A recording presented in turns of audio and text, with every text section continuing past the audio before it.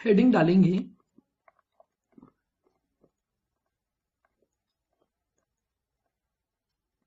Chapter है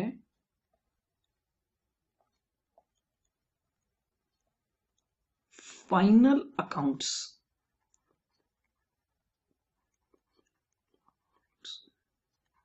with adjustments.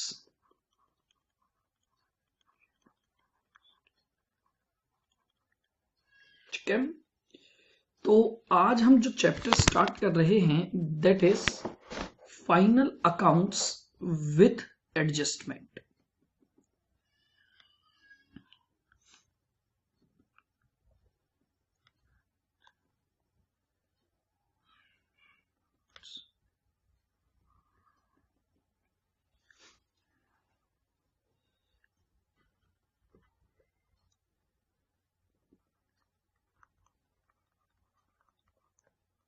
Final accounts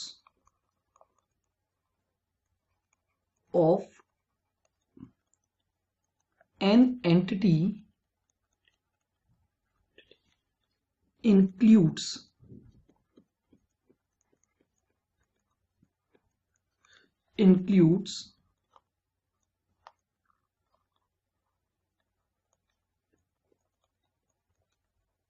trading account,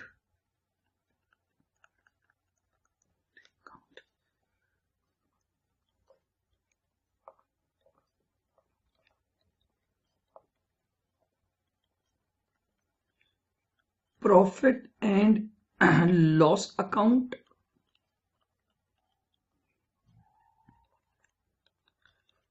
and balance sheet।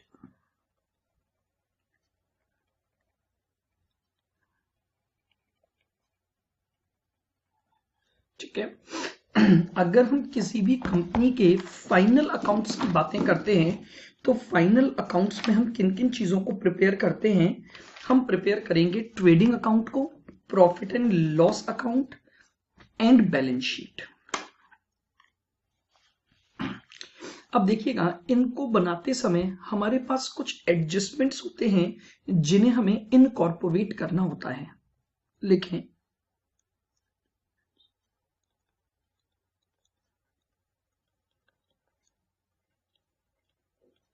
Adjustment represent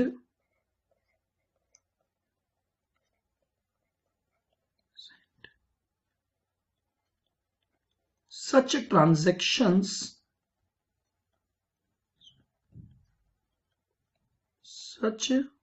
transactions which are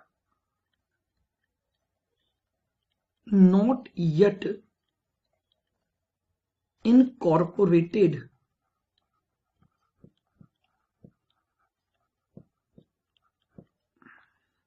adjustment represent such transactions which are not yet incorporated in trial balance.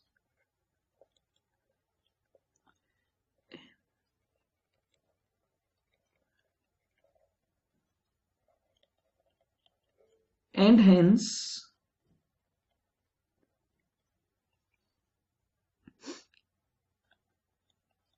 we must incorporate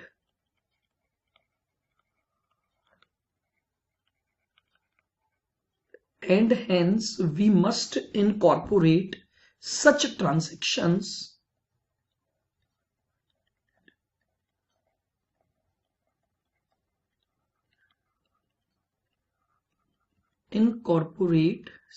transactions while preparing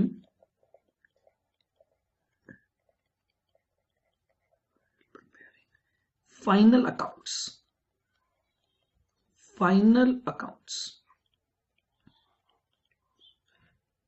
देखिएगा, बहुत simple सा concept है। Adjustments का मतलब क्या है? कुछ ऐसे ट्रांजैक्शंस हैं जिनको अभी तक ट्रायल बैलेंस में इनकॉर्पोरेट नहीं किया गया है। अब अगर हमें फाइनल अकाउंट्स बनाना है तो उन सभी ट्रांजैक्शंस को हम क्या करेंगे? इनकॉर्पोरेट करेंगे। तो इसीलिए हम इस टॉपिक का नाम क्या ले रहे हैं, final accounts with adjustments.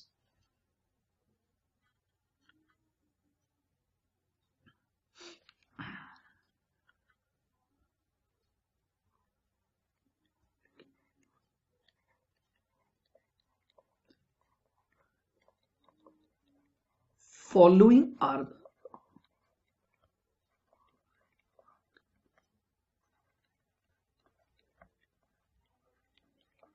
the adjustments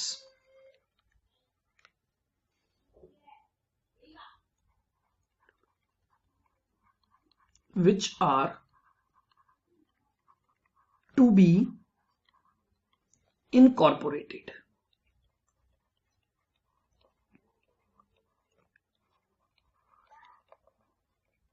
Which are to be incorporated with final accounts. With final accounts.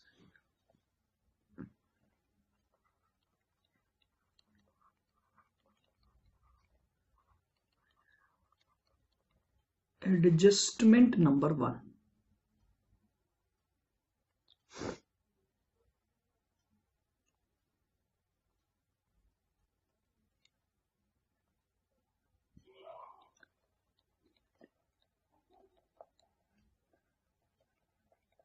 Adjustment of outstanding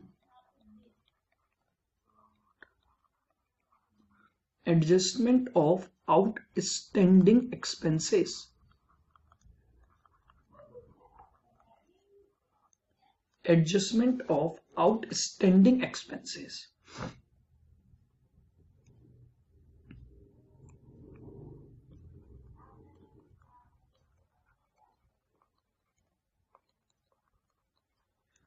Outstanding expenses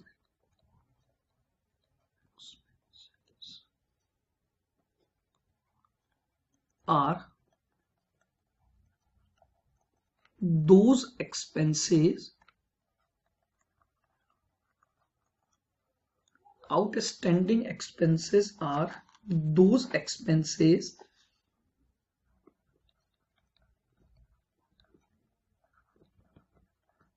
which are due but not paid.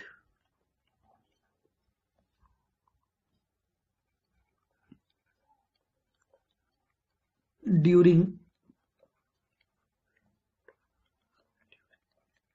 current period.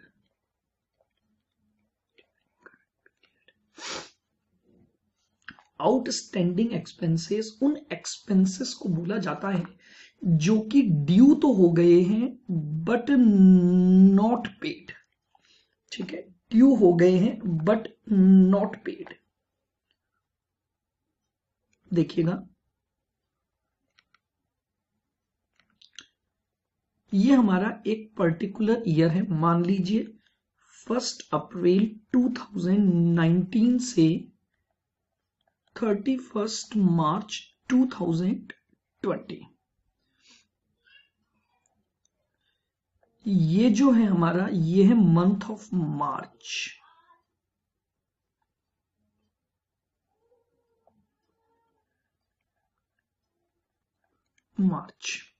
ठीक है, ये हमारी है बैलेंस शीट डेट।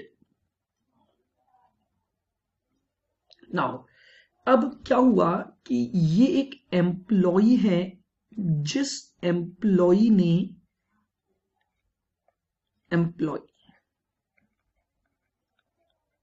ये एक employ है जिस employ ने मार्च के महीने में सर्विसेज दे दी हैं, लेकिन इसको जो सैलरी है वो अभी तक मार्च के महीने में नहीं दी गई है। बताइए, अगर इस एम्प्लॉय ने मार्च के महीने में अपनी सर्विसेज रेंडर कर दी हैं, तो क्या इसे मार्च के महीने में पैसा ड्यू हो गया है? बिल्कुल हो गया है, ड्यू हो गया है, लेकिन अभी तक वो इसे पे नहीं किया गया है।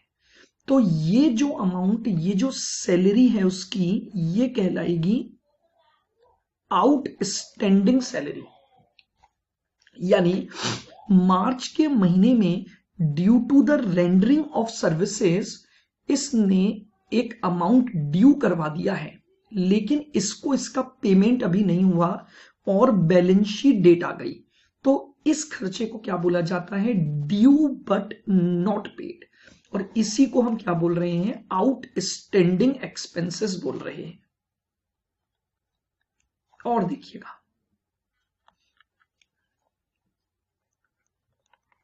ध्यान से सुनिएगा,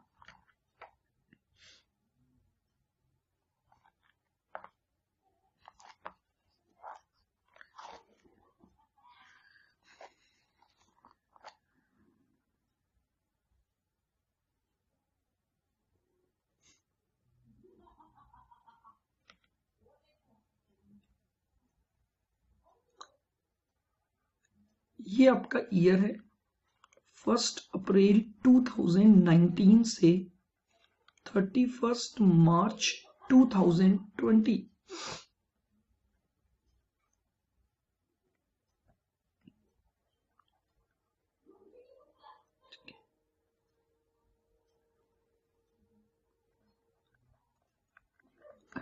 रेंट बाकी है, यानी ये एक पर्सन है जिसको रेंट पे करना है। रेंट पेड ₹10,000 पर मंथ, ठीक है। अब इसने मार्च के महीने का किराया पे नहीं किया है, आप समझ रहे हैं? ड्यू हो गया है, ये बैलेंस शीट डेट है, तो ड्यू हो गया है but not paid. 10,000 due but not paid, तो इसे ही क्या बोला जा रहा है? आउटस्टैंडिंग। इसे हम क्या बोल रहे हैं? आउटस्टैंडिंग रेंट बोल रहे हैं। तो मेरे हिसाब से अब आपको बिल्कुल क्लियर होगा आउटस्टैंडिंग का मतलब क्या है। कोई भी ऐसा एक्सपेंस जो ड्यू तो हो गया है लेकिन अभी तक उसका पेमेंट नहीं हुआ है। क्लियर बिल्कुल?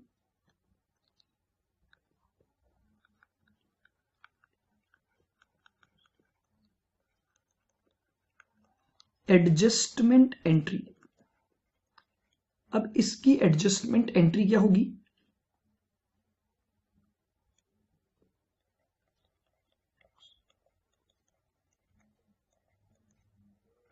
Expenses account debit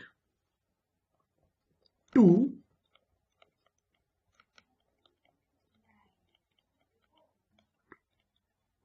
outstanding expense account,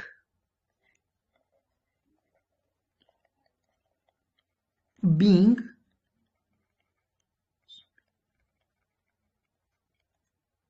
expenses due but not paid।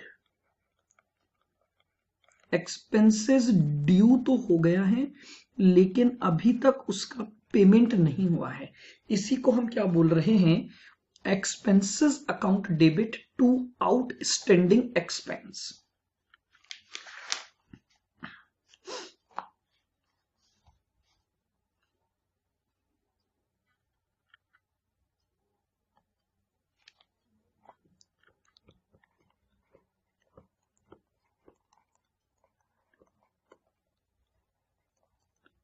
Treatment in final accounts, treatment in final accounts, इसका फाइनल अकाउंट्स में क्या ट्रीटमेंट होगा?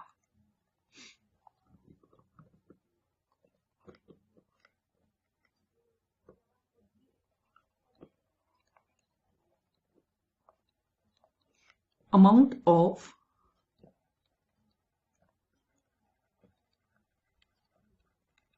outstanding expenses.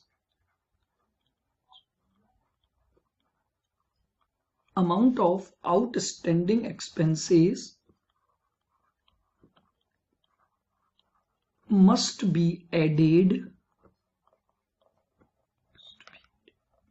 to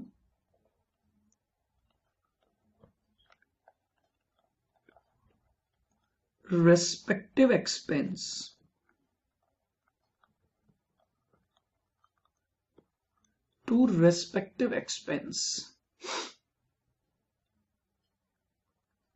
in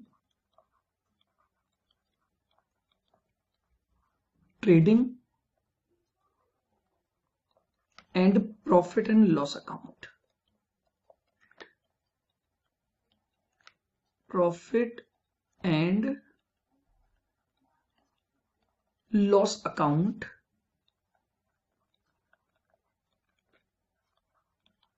as the case may be.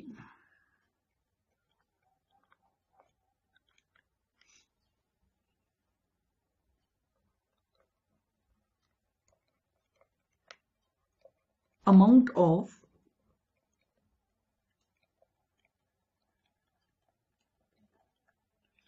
outstanding expense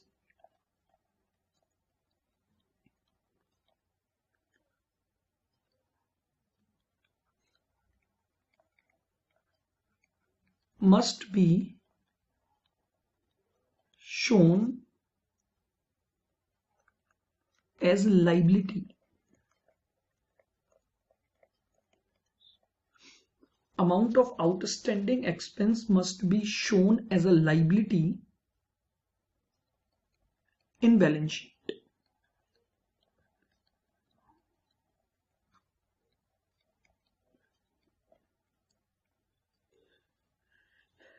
In balance sheet.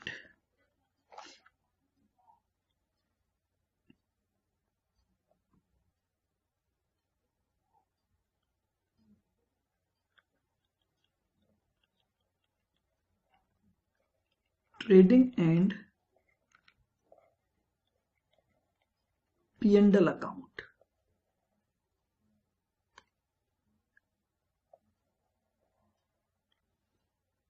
यहां आएगा सबसे पहले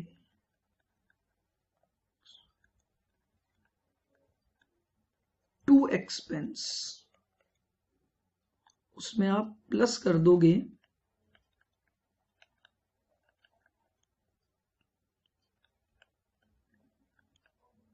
outstanding expenses.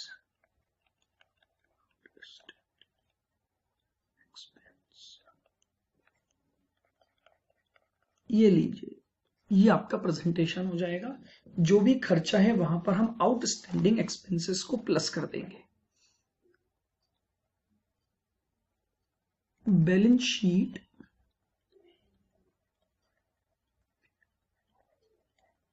Liability side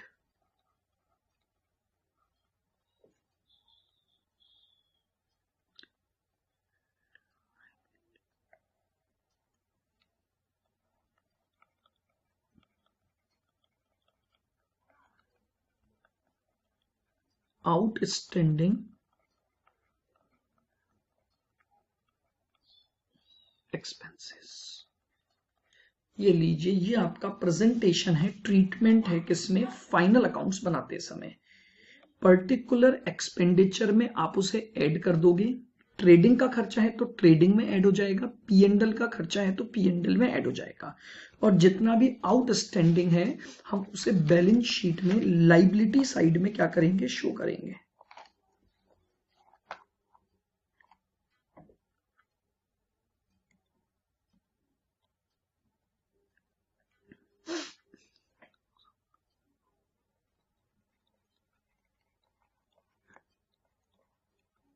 example,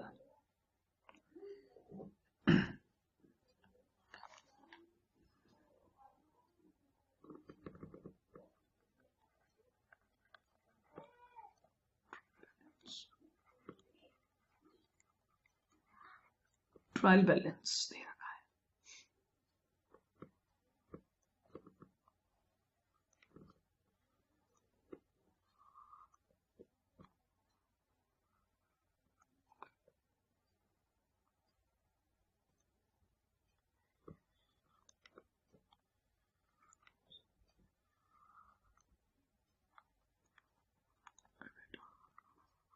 credit.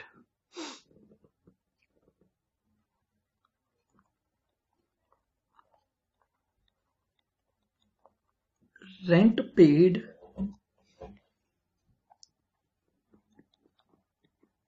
$10,000,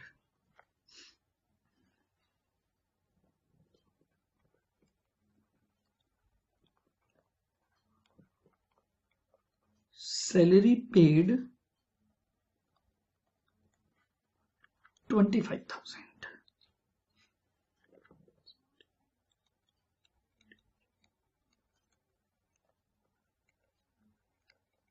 Adjustment.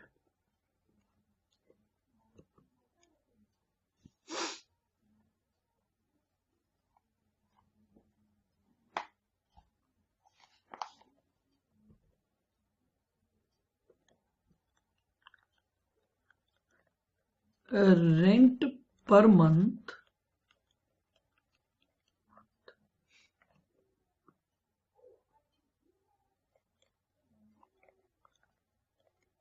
for the current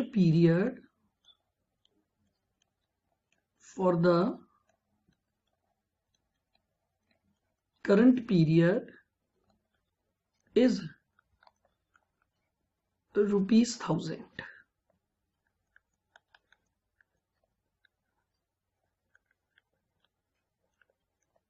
Salary of rupees 5,000 not yet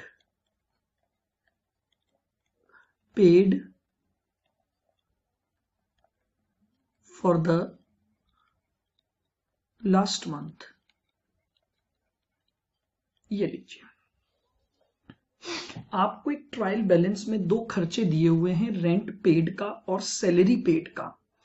अब ये क्या बोल रहा है कि जो रेंट है वो 1,000 रुपए पर मंथ है और 5,000 की सैलरी लास्ट मंथ की अभी भी देना बाकी है।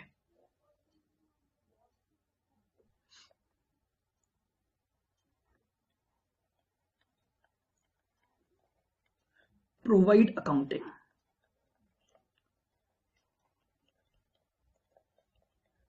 Provide accounting.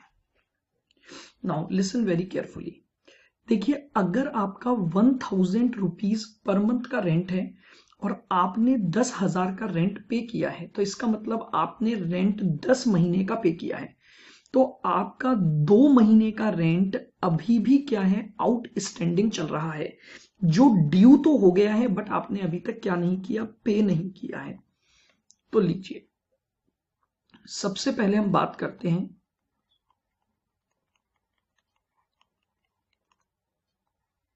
सॉल्यूशन में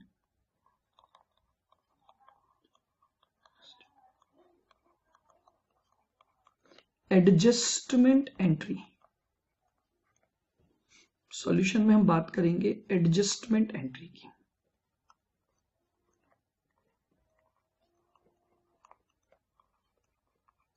rent account debit to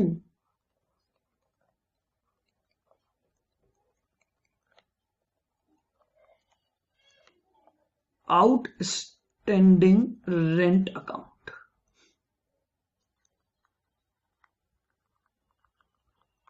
being rent due but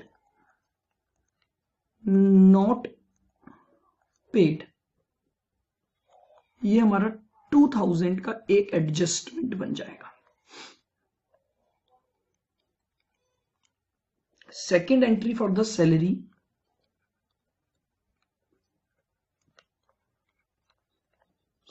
salary account debit to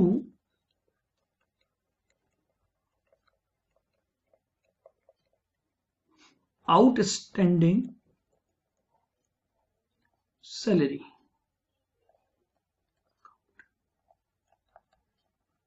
5,000 जो है हमारा वो आउटस्टैंडिंग सैलरी हो गई।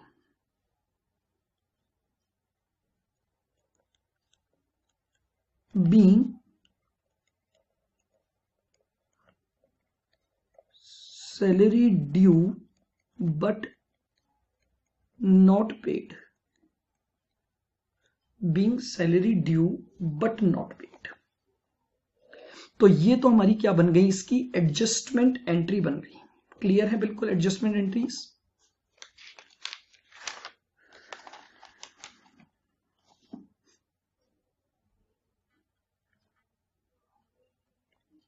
आइएगा,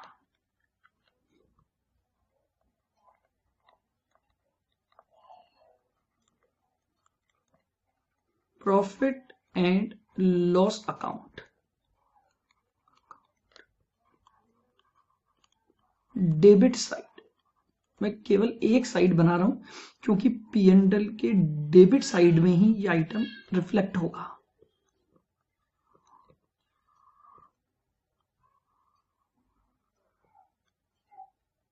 सबसे पहले लिखेंगे टू रेंट।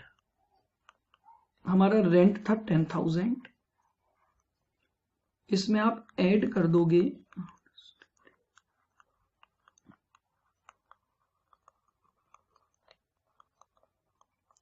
आउटस्टैंडिंग 2,000, टोटल आ गया 12,000।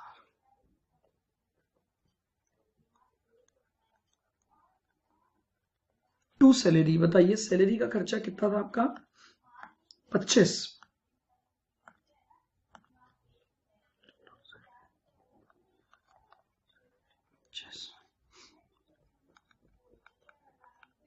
ऐड करोगे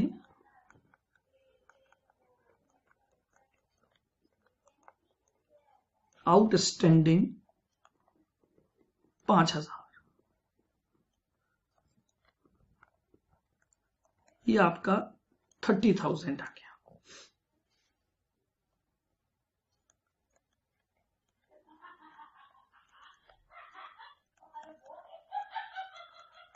balance sheet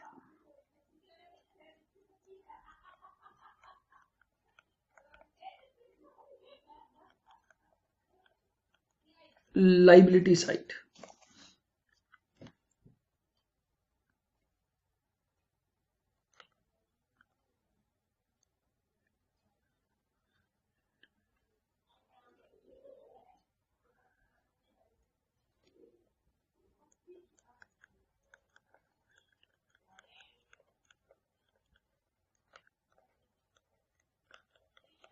outstanding rent 2,000,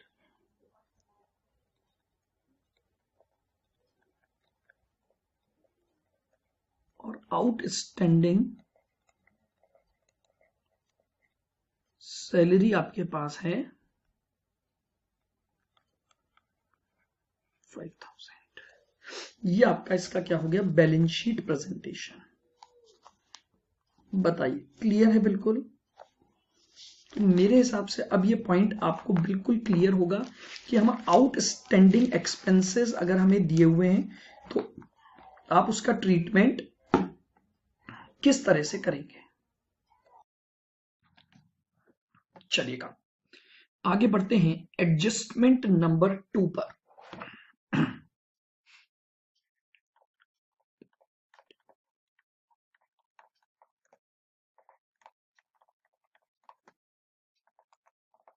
adjustment 2,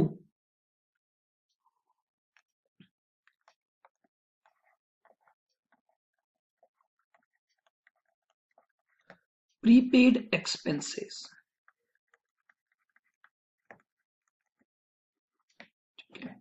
अगला जो एडजस्टमेंट है हमारा वो है प्रीपेड एक्सपेंसेस। ये क्या होते हैं देखिएगा,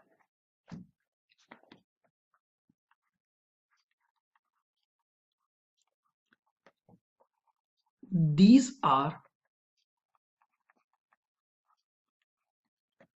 those expenses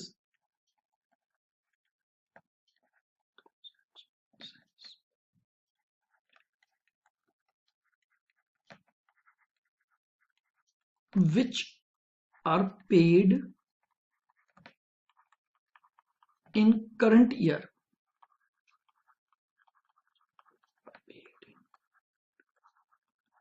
which are paid in current year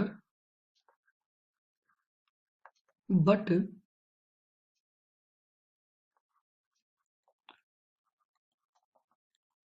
related to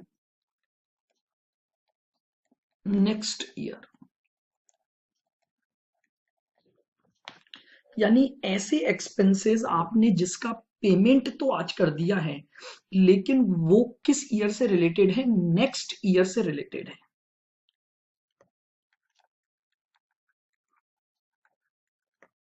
These are also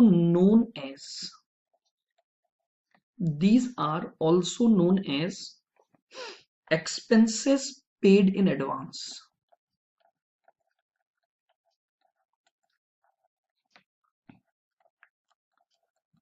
Expenses paid in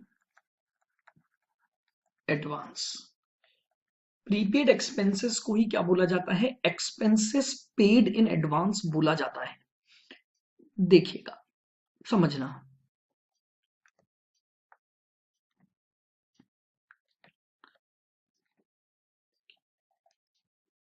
यह है आपका 1 अप्रैल 2019 से 31 मार्च 2020।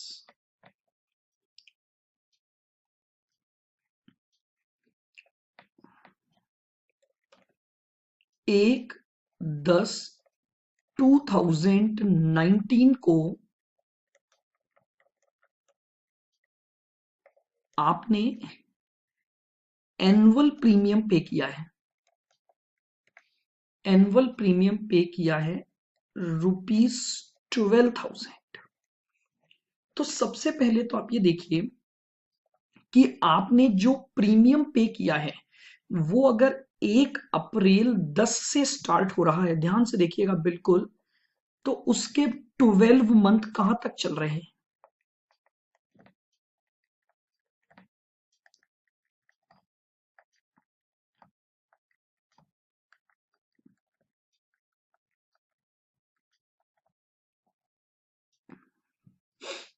एक 10/2019 से अगर मैं एनुअल अमाउंट निकालता हूं तो बताइए एनुअल प्रीमियम कहां तक गया? 10, 11, 12, 1, 2, 3, 4, 5, 6, 7, 8, 9, यानी 30/9/2020 तक।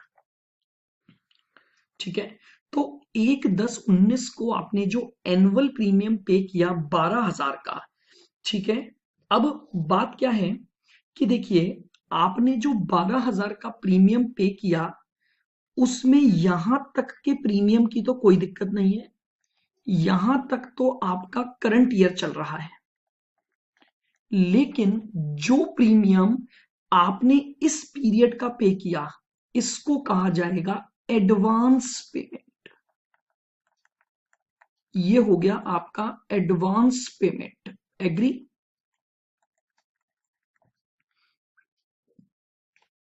और इसी अमाउंट को क्या बोला जाएगा? प्रीपेड एक्सपेंसेस बोला जाएगा।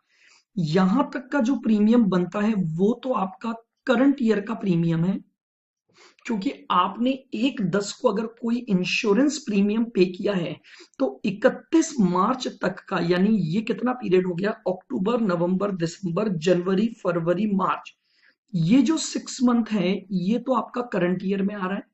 और ये वाले जो 6 मंथ हैं जिनका आपका जो पेमेंट होना चाहिए वो नेक्स्ट ईयर से रिलेटेड है, लेकिन आ कहां गया? वो आपके इसी ईयर में आपने पे कर दिया।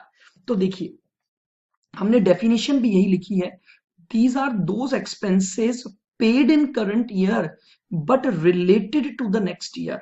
तो आप मुझे बताइए नेक्स्ट ईयर से रिलेटेड अमाउंट कितना है? तो ये 12,000 अगर 12 महीने का पे किया तो आपका जो एडवांस पेमेंट है वो कितना बन गया? ₹6,000 का एडवांस पेमेंट बना। और इसी को क्या बोला जाता है? आपका प्रीपेड एक्सपेंसेस या एक्सपेंसेस पेड इन एडवांस बोला जाता है। क्लियर है बिल्कुल?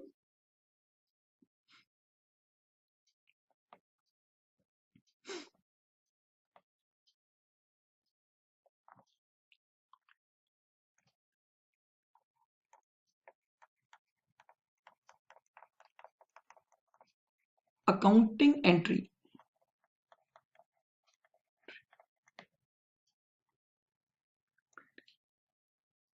लीजिए अकाउंटिंग एंट्री क्या होगी। देखिए आपने जो एक्सपेंस अभी पे कर दिए तो यानी आपको फ्यूचर में इसका फायदा मिलेगा। आप समझना मेरी बात को, ये खर्चे जो फ्यूचर से रिलेटेड थे आपने उनका पेमेंट आज कर दिया है तो ये आपकी असेट बनेगा। तो एंट्री बनेगी prepaid expenses account debit to expense account to expenses account,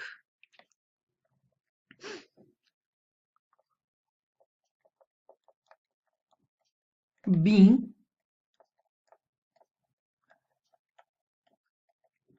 expenses paid in advance। हमने एडवांस में एक्सपेंसेस पे कर दिए हैं।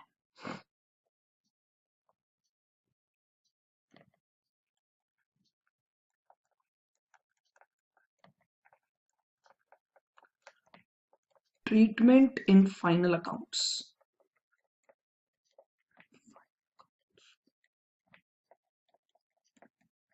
Treatment in final accounts,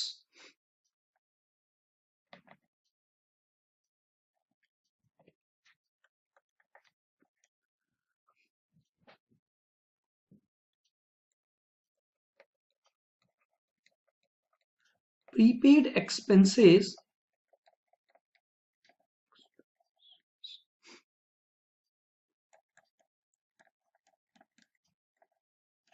should be deducted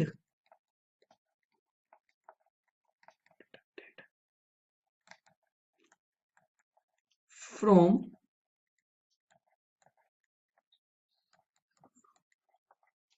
respective expense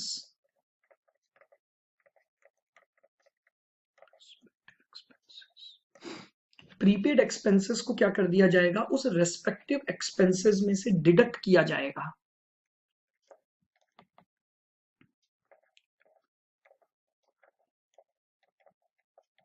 prepaid expenses must be shown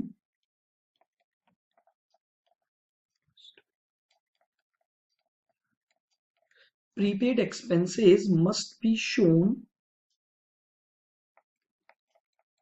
in balance sheet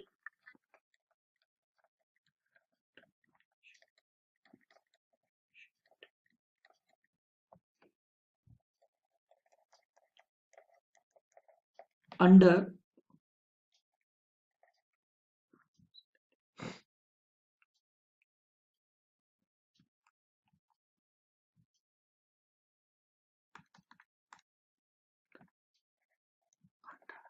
assets, under assets. ठीक है, prepaid expenses के क्या treatment है फाइनल अकाउंट्स में, रेस्पेक्टिव एक्सपेंसेस में से डिडक्ट कर दोगे और बैलेंस शीट में असेट साइड में आ जाएगा। लीजिए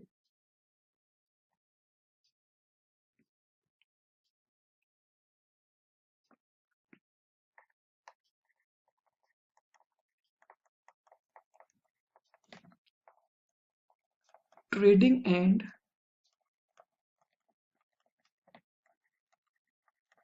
profit and loss account.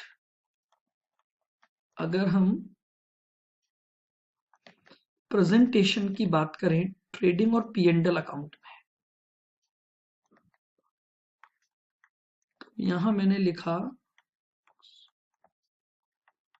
To expenses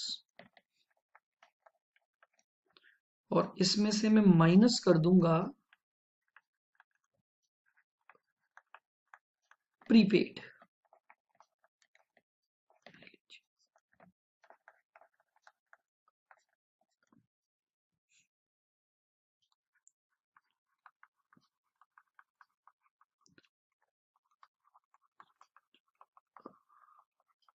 balance sheet.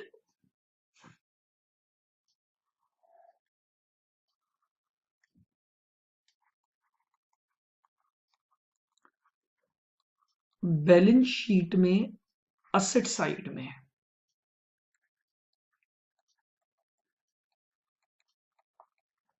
हम दिखाएंगे प्रीपेड एक्सपेंसेस। ये लीजिए, बैलेंस शीट में असेट साइड में आ जाएगा आपके पास प्रीपेड एक्सपेंसेस। क्लियर है बिल्कुल? तो प्रीपेड एक्सपेंसेस का मतलब समझ में आ गया आपको? वो एक्सपेंसेस जो आपने करंट ईयर में पे कर दिए हैं, बट इनका जो रिलेशन है वो नेक्स्ट ईयर से है, इसीलिए इन्हें एक्सपेंसेस पेड इन एडवांस भी बोला जाता है। ठीक है,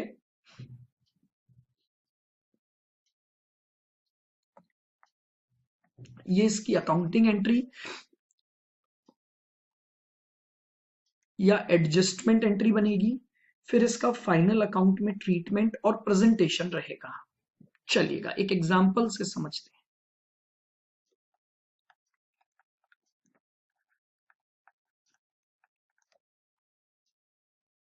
एग्जांपल,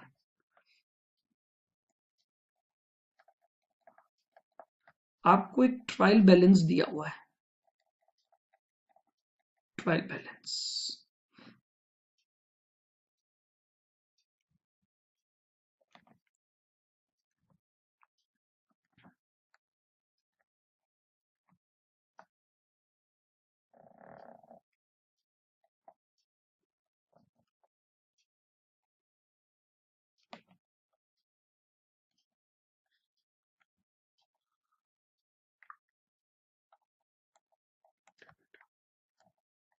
डेबिट एंड क्रेडिट, ये आपका ट्रायल बैलेंस का डेटा दिया है।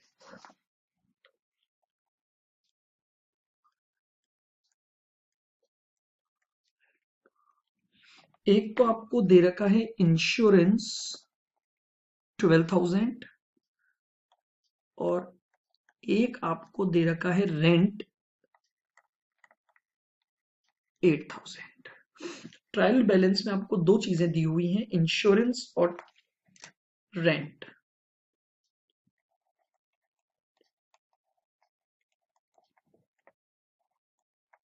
एडजस्टमेंट क्या दिया हुआ है देखिएगा बहुत ध्यान से। एडजस्टमेंट नंबर 1,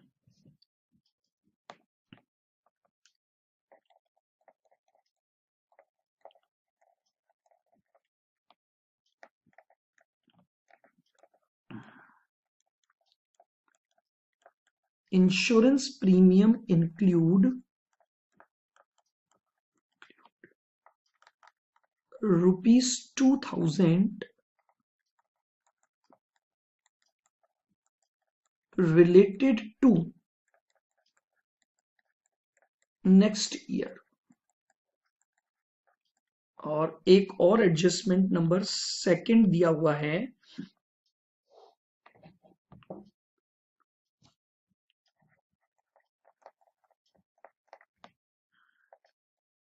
रेंट ऑफ ₹800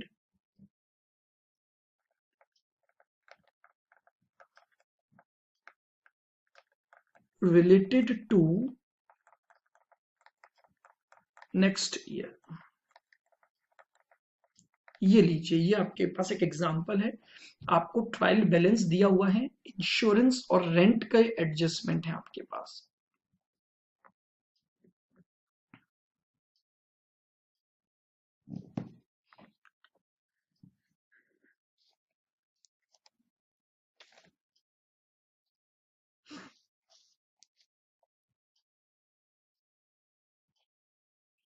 लिख लिया है सभी ने एग्जांपल? आइए सॉल्यूशन।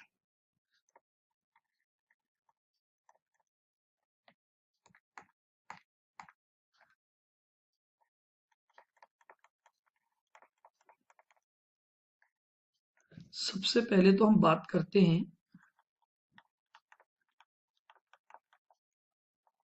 एडजस्टमेंट एंट्री की। हमारी एंट्री क्या बनेगी इसकी?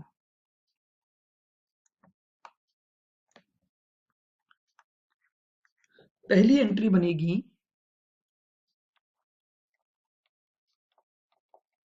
Prepaid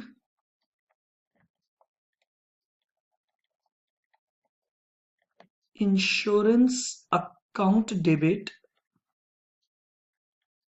to insurance.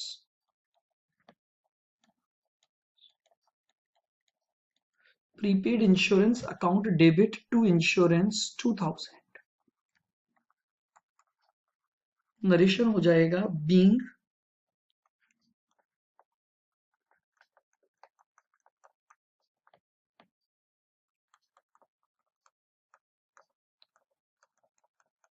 Insurance premium paid in advance.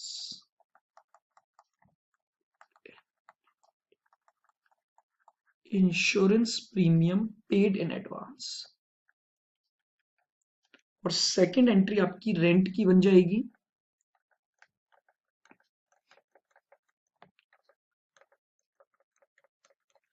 Prepaid rent account debit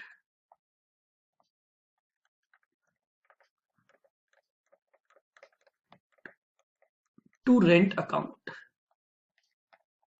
800 का आपका प्रीपेड रेंट है।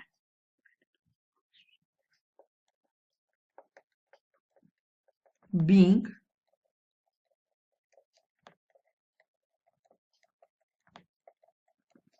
रेंट पेड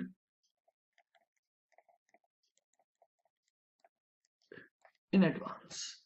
ये आपके पास क्या आ गया? प्रीपेड की एंट्रियां हो गई।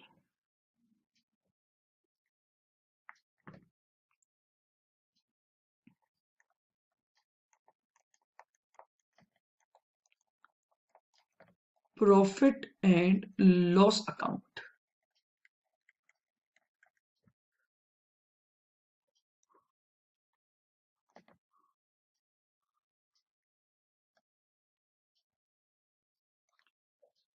हमने सबसे पहले लिखा टू इंश्योरेंस।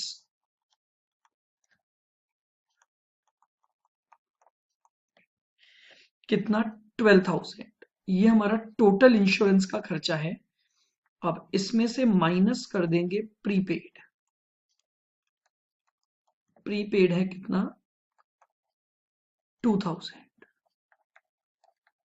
तो पीएनडल में हमारा जो खर्चा चार्ज होगा वो आ जाएगा 10,000। इसी तरह से लेंगे हम टू रेंट। हमें ट्रायल बैलेंस में रेंट कितना दिया हुआ था? 8,000 आपका रेंट था शायद। हाँ जी, और 800 रुपए आपका प्रीपेड है। तो इसमें से माइनस कर देंगे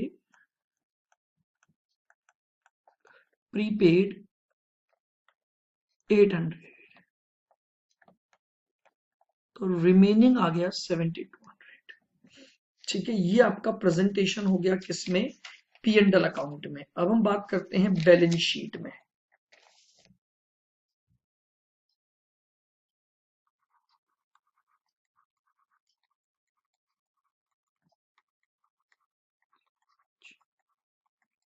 बैलेंस शीट हम केवल और केवल असेट साइड में उसका डिस्क्लोजर्स दे रहे हैं।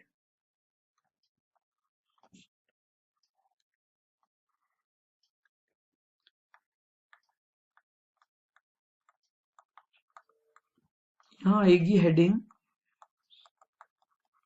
Prepaid expenses.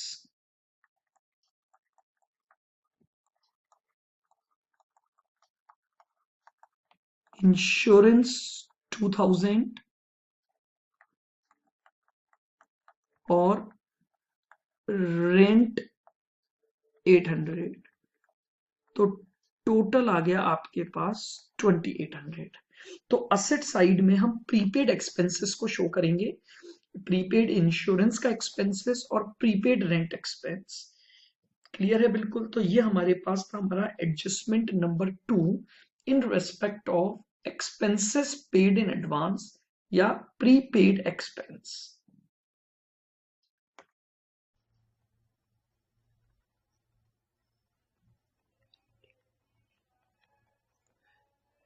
Adjustment number 3,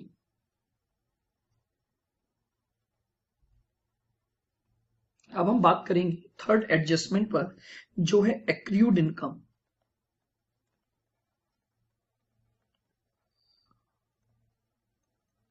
accrued income oblique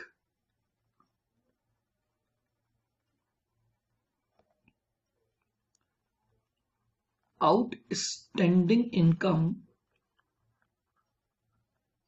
oblique income due but not received, income due but not received।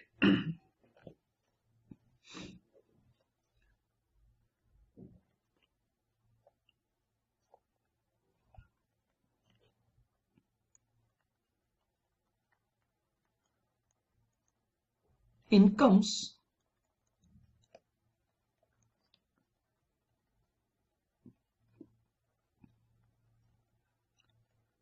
which are earned but not received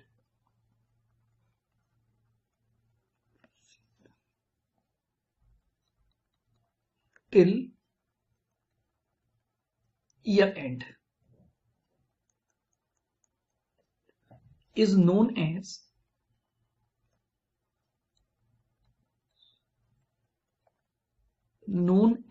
accrued income, is known as accrued income। ठीक है, तो accrued income का जो basic मतलब है वो क्या है, आपने उस इनकम को अर्न तो कर लिया है, ठीक है, आपने इनकम को अर्न कर लिया है, लेकिन अभी तक आपको वो इनकम रिसीव नहीं हुई है, उसे हम बोलते हैं एक्रूड इनकम। देखिएगा,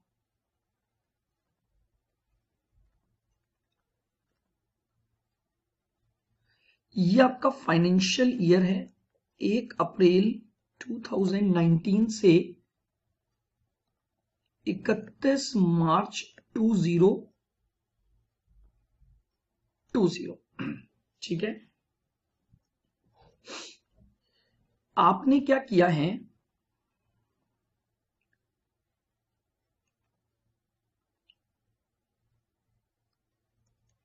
1 अक्टूबर 2019 10% इन्वेस्टमेंट,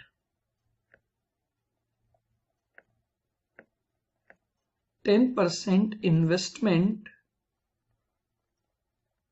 of rupees 40,000,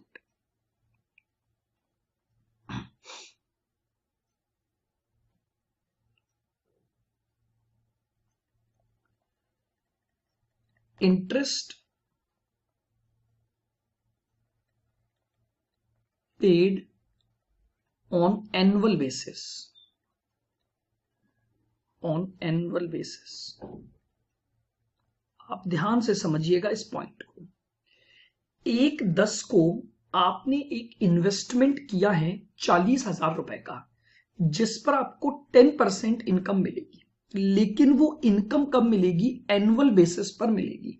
तो व्हाट डज इट मीन, अगर आपने आज इन्वेस्टमेंट किया है तो आपको जो इनकम रिसीव होगी वो कब होगी बताइए। यहां से आगे चलते जाइए और आपको वो इनकम यहां जाकर मिलेगी, यानी आपको इनकम कब मिलेगी, 30/9/2020 पर मिलेगी। लेकिन अब समस्या क्या है, आपने अगर इन्वेस्टमेंट 1/10 को कर दिया था और आप बैलेंस शीट 31 मार्च को बना रहे हैं, तो इसका मतलब क्या हुआ कि आपने 6 महीने की इनकम अर्न कर ली है। अर्न इनकम, बोलिए एग्री और नॉट। लेकिन मिलेगी नहीं आपको। मिलेगी क्यों नहीं? क्योंकि रूल क्या है कि आपको जो पेमेंट होता है वो एनुअल बेसिस पर होता है। तो इस इनकम को बोला जाता है ड्यू बट नॉट रिसीव्ड, या आउटस्टैंडिंग इनकम, या एक्रूड इनकम बोला जाता है। आप समझ रहे हैं मेरी बात को?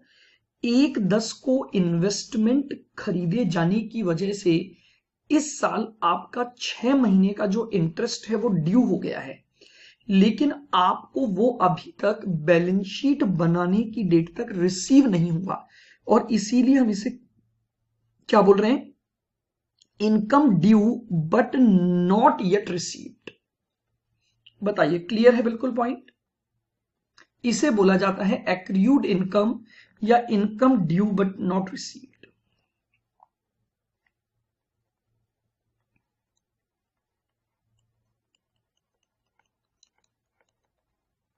Accounting entry,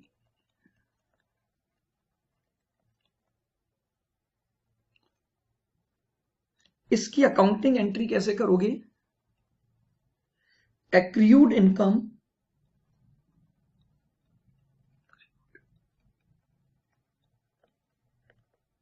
income account debit to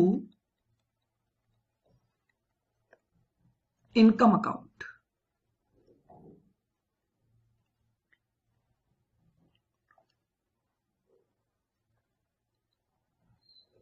being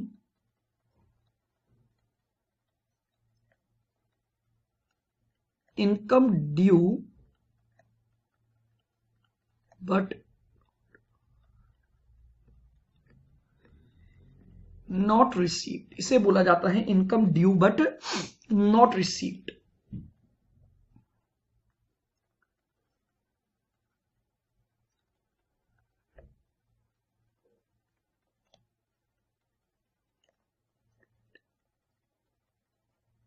treatment in final accounts.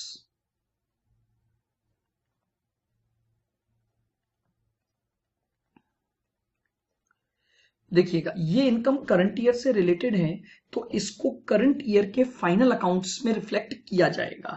तो हम क्या करेंगे, इस इनकम को ऐड कर देंगे।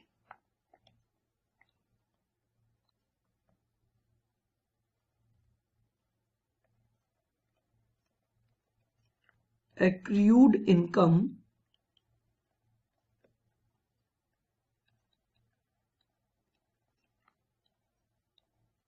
should be added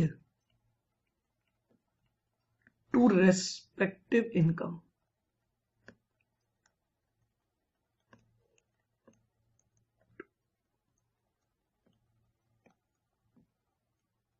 respective income, accrued income should be added to respective income।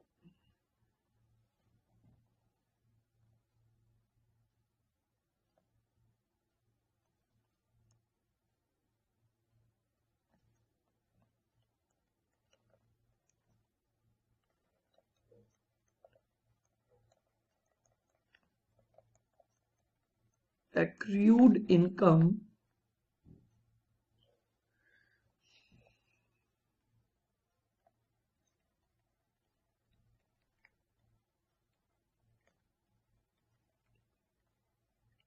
should be shown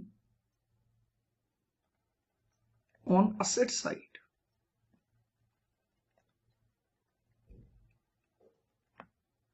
ये लीजिए, ये आपका इसका फाइनल अकाउंट का ट्रीटमेंट हो जाएगा। आप उस पर्टिकुलर इनकम में आप उसे क्या कर देंगे, ऐड करके दिखाएंगे। ठीक है। और अगर मान लीजिए उस रेस्पेक्ट में कोई इनकम आपको नहीं मिली है, तो भी आप उसे क्रेडिट साइड में सेपरेटली दिखा देंगे, और असेट साइड में बैलेंस शीट में आप उसे शो करेंगे।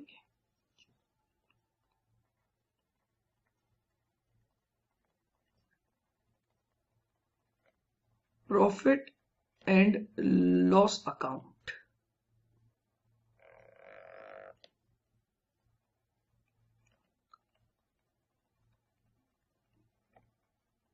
बाय इनकम लिखूंगा और एक्रियूड।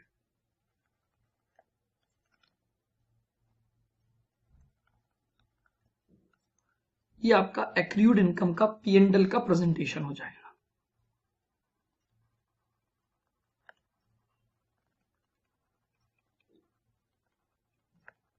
बैलेंस शीट,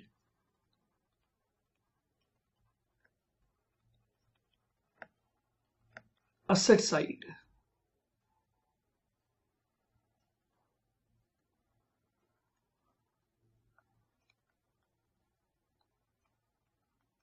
एक्रियूड इनकम के नाम से।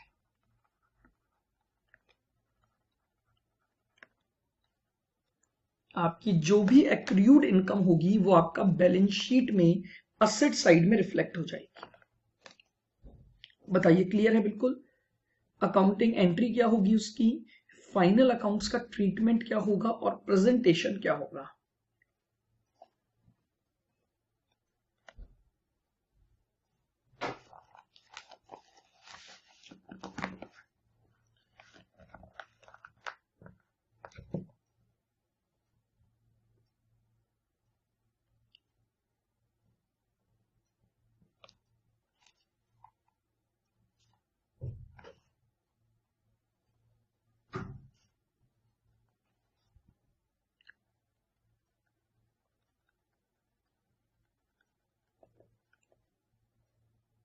Example,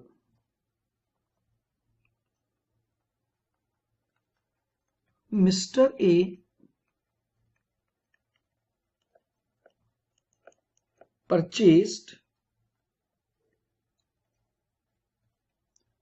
14%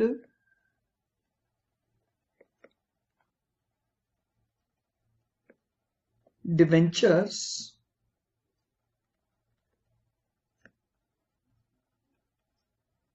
of rupees 50,000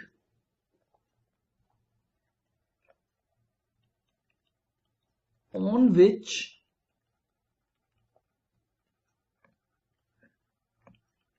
interest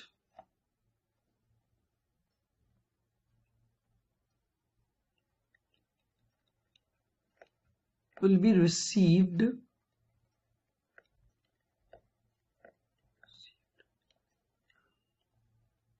on 30th September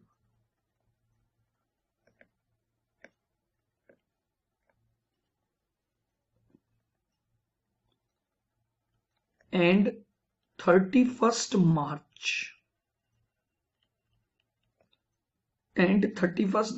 each year।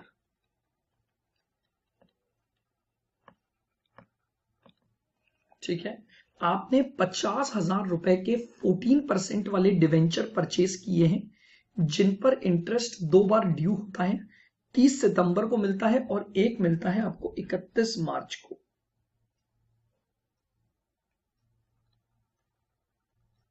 Mister A close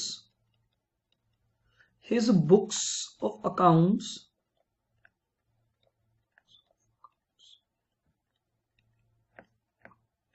on 31st December every year।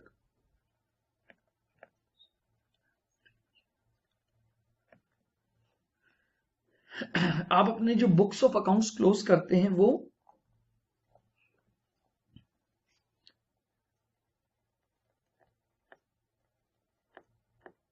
Discuss accounting treatment,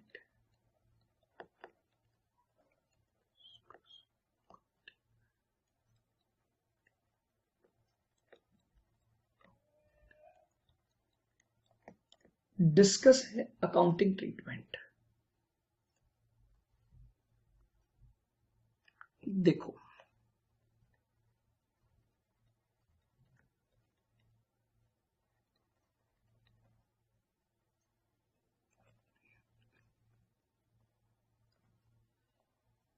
पहले जरा हम अमाउंट की बातें करें।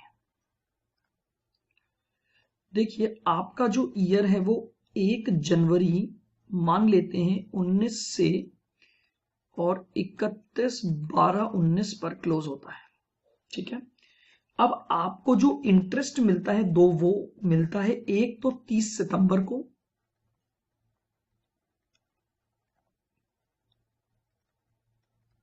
और एक आपको मिलेगा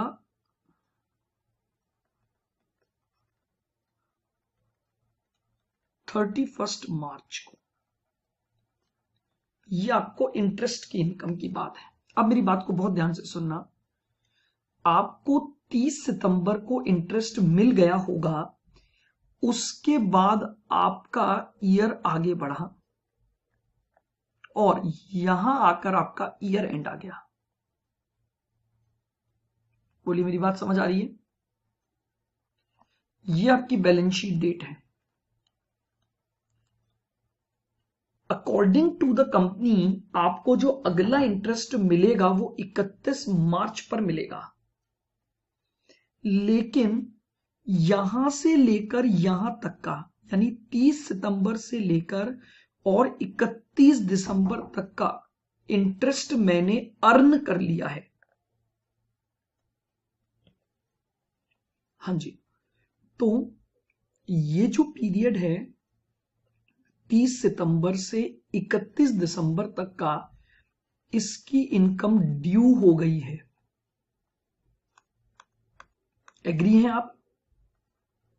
ये इनकम क्या हो गई है? ड्यू हो गई है, लेकिन आपको रिसीव नहीं हुई, तो 31/12 पर आपको इसका एडजस्टमेंट करना पड़ेगा। तो पहले निकाल लेते हैं।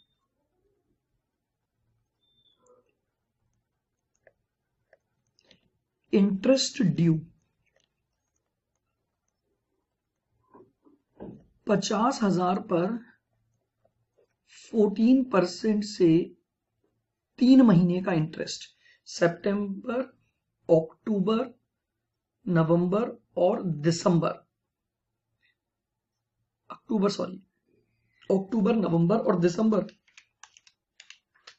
50,000 का 14% डिवाइड बाय 12 इंटू 3, 1750। एंट्री क्या कर देंगे?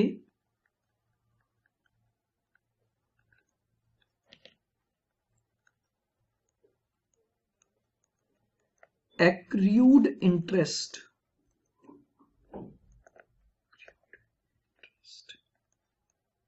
Debit to interest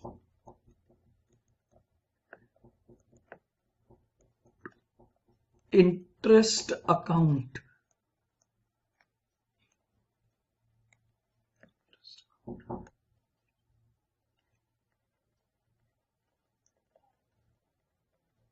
being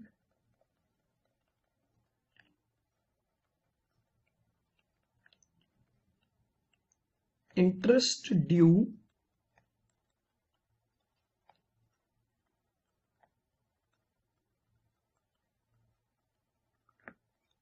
not received। Clear? बिल्कुल।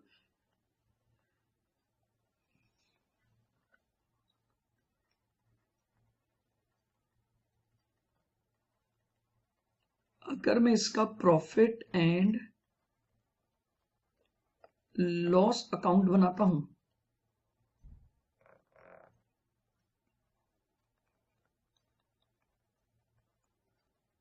बाय इंटरेस्ट रिसीव्ड, जो भी होगा वो आ जाएगा, जिसका भी मुझे डेटा पता नहीं है। यहां पर प्लस कर दूंगा एक्रूड 1750। ये आपका प्रेजेंटेशन आ जाएगा P&L अकाउंट में।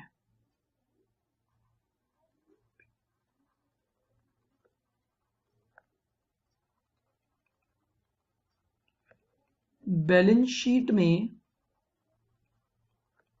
असेट साइड,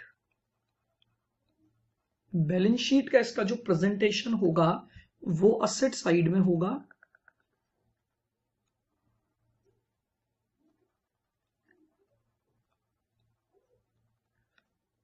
एक्रूड इंटरेस्ट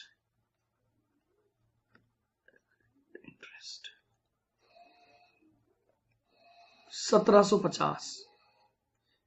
ये लीजिए, ये आपका बैलेंस शीट का प्रेजेंटेशन है। तो नाउ मेरे हिसाब से अब आपको क्लियर होगा बिल्कुल आपका adjustment number 3 which is related to accrued income या आउटस्टैंडिंग इनकम या income due but not received.